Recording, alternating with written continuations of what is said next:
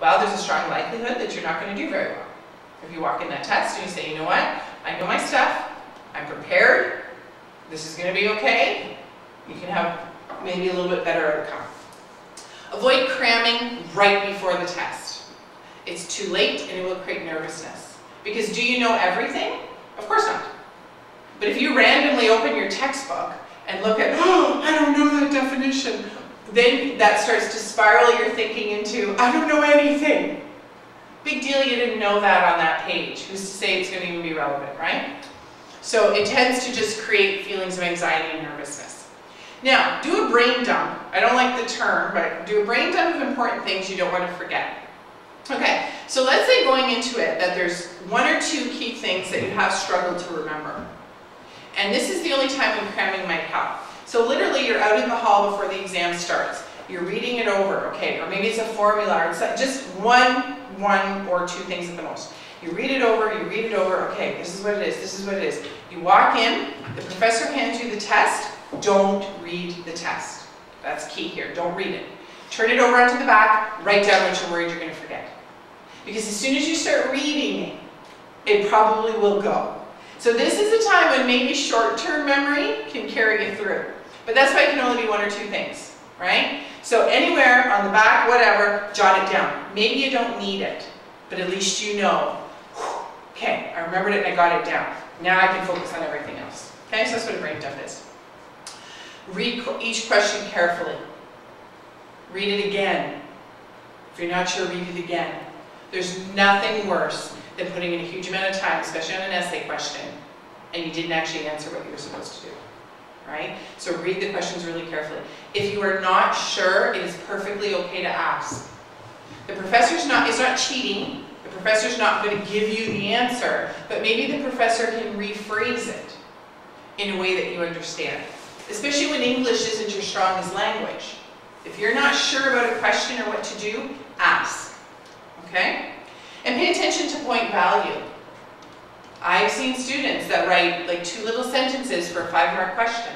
Well, there's no way you can create 5 marks out of that, right? So that point value is really important. There's 5 things the professor's looking for. You should make sure that in there you can see you have written 5 things. Okay, so summary, go to all your classes. Really important. Take good notes. Start studying early. Reviewing all semester is best. Make effective study notes. Maybe some flashcards for some definitions, maybe some concept maps, maybe a chart. Doesn't matter what it looks like, it just works for you. Actively study and process the information. Read it, recite it, reword it, talk out loud, make relationships and connections.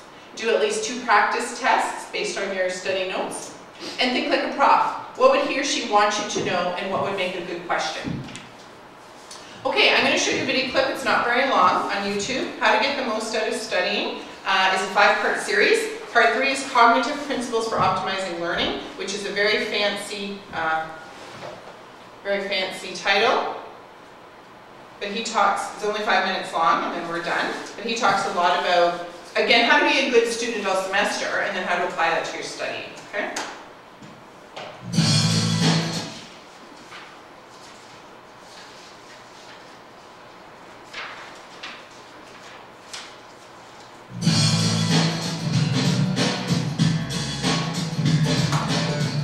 Hi, I'm Dr. Stephen Chu. I'm a professor of psychology here at Stanford University.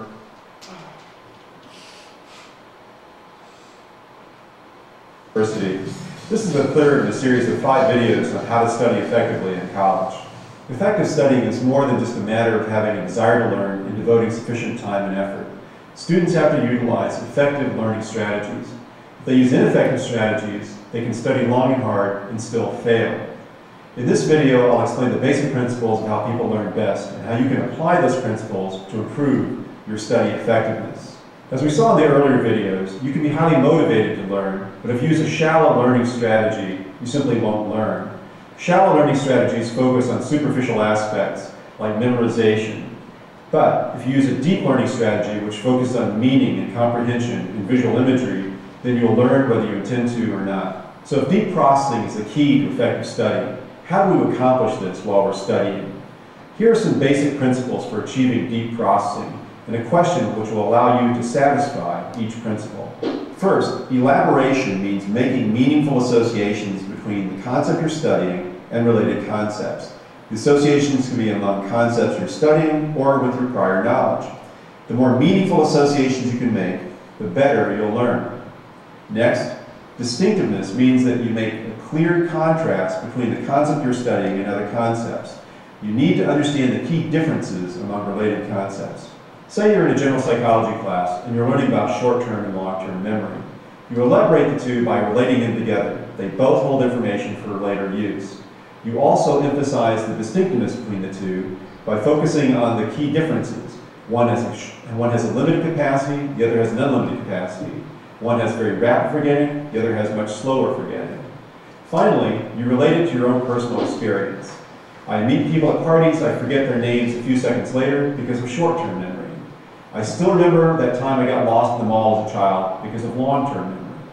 The last aspect of deep processing is practicing appropriate retrieval and application of the material. By appropriate, I mean that you practice recalling the information and using the information in the way that your teacher expects you to be able to do. If the teacher expects you to solve real-world problems, then you need to practice recalling and using information in that way. If your teacher expects you to analyze hypothetical situations, you need to practice doing that. Instead of reading the material over and over, close your book and notes and recall as much of the information as you can. Write it down, explain it to a friend. Take advantage of questions that textbooks often have at the end of the chapter that ask you to review the information. Or take advantage of textbook websites that often have review tests. Now, one thing I've told you not to do is to memorize isolated facts. Here's the exception to that rule. If for some reason your teacher tests you over exact wording of isolated facts, then memorize isolated facts. So these are the basic principles of deep processing. Effective study strategies take advantage of some or all of these principles. Good students have multiple ways of studying depending on the teacher and the subject, but all their study strategies are based on these principles. You'll have to figure out the best study strategies for yourself, and in the next video we'll discuss some possibilities. And no matter what you do, they should be rooted in these principles.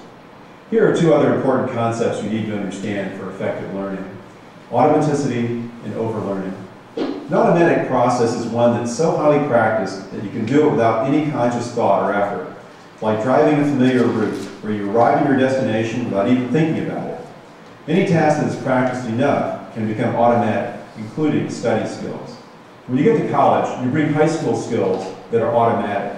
Developing effective college skills involves not just developing more effective skills, but overcoming those high school skills that were automatic and overlearned. Overcoming those high school skills is a big reason why developing effective college-level study skills is so effortful and takes so long. For most students, it takes conscious effort over weeks or even months. I have had students who've seen immediate improvement using the principles of deep processing. And if that happens to you, be pleasantly surprised. But for most, it's a process of ongoing improvement. You need to develop these skills and practice them over a long period of time. The good news is, though, once they become automatic, they'll be helpful to you in any learning situation. A concept that's related to automaticity is overlearning.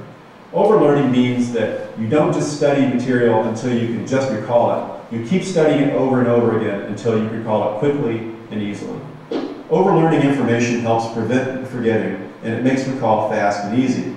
If you're studying critical information that you'll need to know in the future as part of more complex learning, it's a good idea to overlearn it.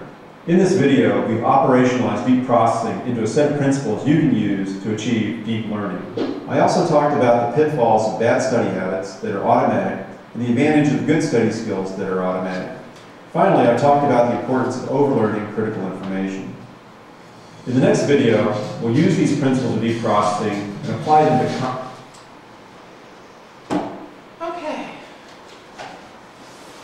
So my very last slide here is just simply my contact information. So if you would like some one-on-one help with your study skills, I'm in the Learning Center. I'm available to students all the time. Just drop in. If I'm busy at that time, then we'll just make an appointment. There's my phone number, my email, raquel.lado@algomu.ca. I'm also on Skype. That's more for our students that are not on this campus. But anyway, so please feel free to come and get some help.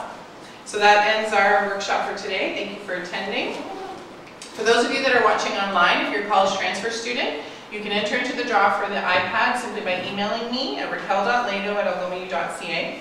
In your email, you have to tell me the title of the workshop, which this one was studying, one tip that you learned, and also the password. The password for this workshop is the 2 types of learners that I discussed. If you get that email to me before noon on March 23rd, I'll put the ballots in for the draw. Good luck. And we are done. Thank you. It's a little longer than I thought because we